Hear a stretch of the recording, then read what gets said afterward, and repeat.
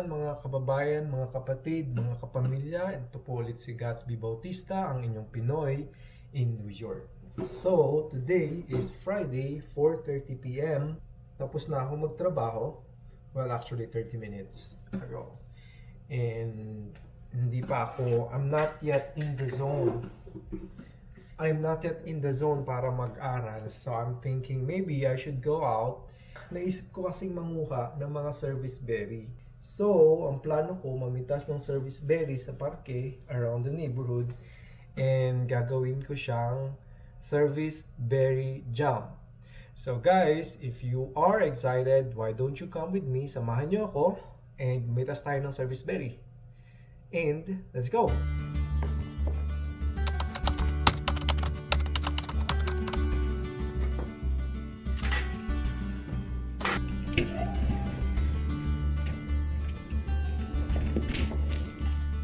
So, meron lang akong daladalang kahon na kailangan natin itapon dito sa trash room. Samahan niyo ako sa trash room.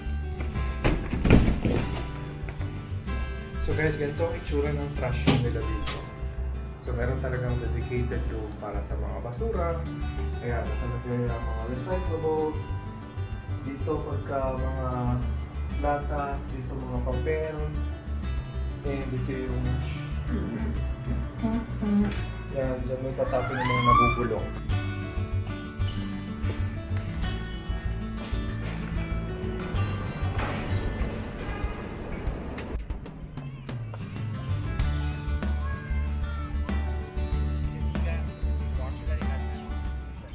Tamang-tama, konti lang yung tao, konti lang yung nasa labas kasi biglang lamig eh. So, perfect sa pag-vlog. Ito, nakakita na ako ng mga Serviceberry. So cool. Ito na siya, oh.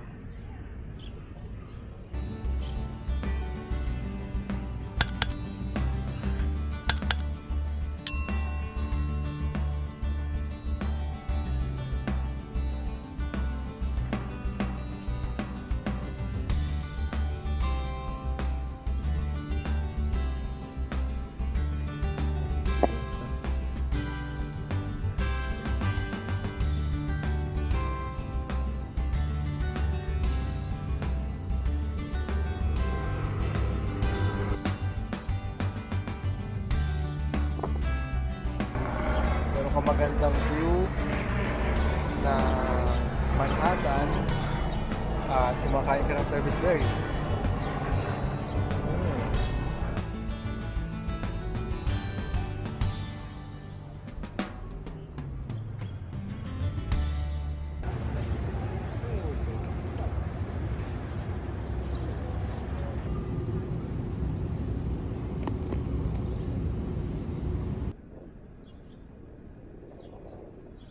So, ito masyadong matamis. Kita tayo.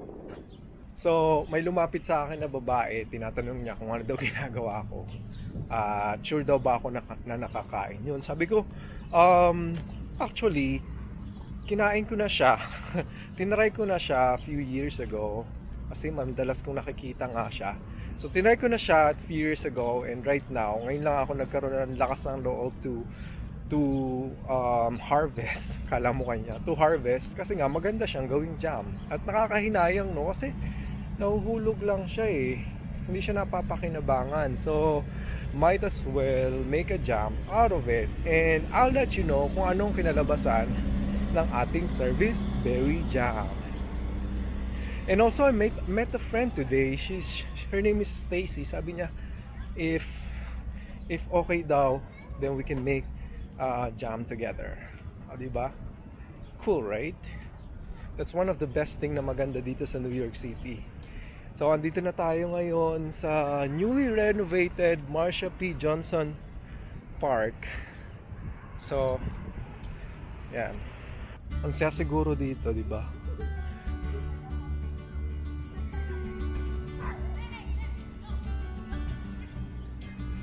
So, ngayon naman, pumunta tayo sa may Bushwick Inlet Park. Marami din ditong mga serviceberry tree. At alam ko, hitik na hitik rin sa bunga ang mulberry. So, I hope makaabot tayo. Meron pa mga mulberries. So, let's go!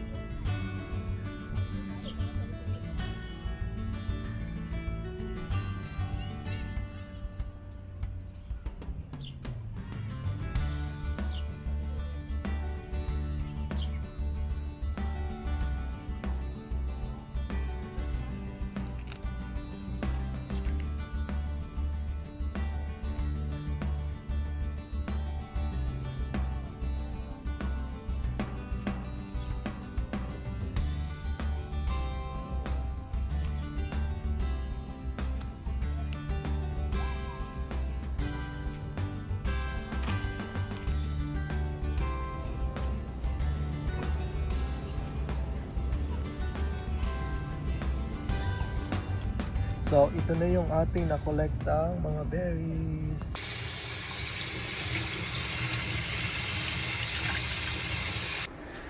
So, we are back here and now I'm gonna show you how to make a jam. This is not my recipe and I just saw this recipe on YouTube, and as you can see, we have the following ingredients. Of course, we have this serviceberry and mulberries, exactly 2 cups, and then we have 1 cup of brown sugar and 1 teaspoon of this one, 1 teaspoon of lime. So ilagay na natin yung serviceberry, sugar, as well as the lime.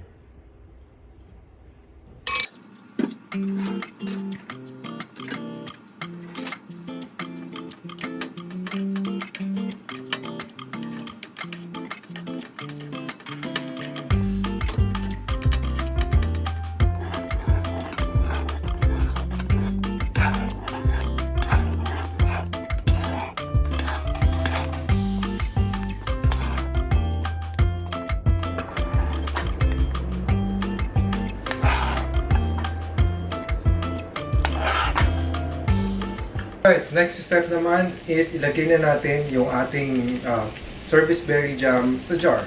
And of course, guys, don't forget to sterilize the jar para pasok sa jar. No, para, of course, for sanitary purposes. No? I don't know if there's a technique kung paano gawin to, but let's just put it anyway. Sumabit agad. Kaya,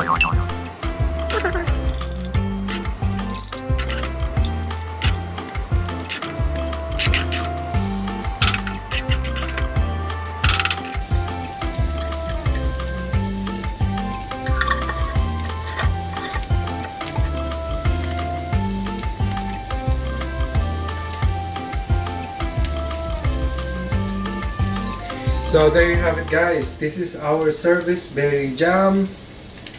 It was really fun doing this, you know. Can you imagine yung isang berry na nakikita mo lang sa daan na dadaan-daanan ng ibang tao, eh pwede palang gawin ganito.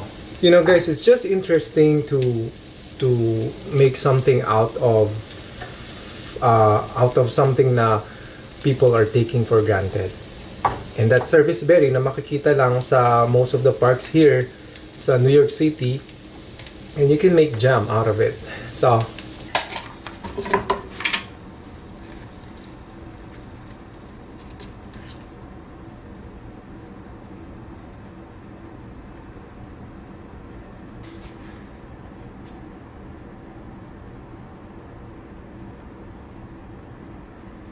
right now, itatry natin ang Serviceberry jam. I have bagel, cream cheese, and on top is our Serviceberry jam. Let's have our first bite.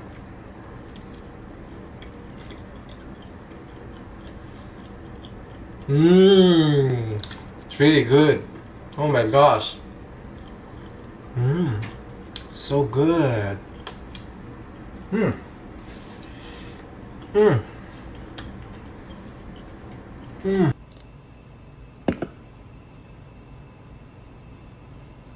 No. Well. Thank you so much guys for watching my videos. I really appreciate it. And if you haven't subscribed to my channels, please consider subscribing. Thank you so much. Bye. So good. Bye.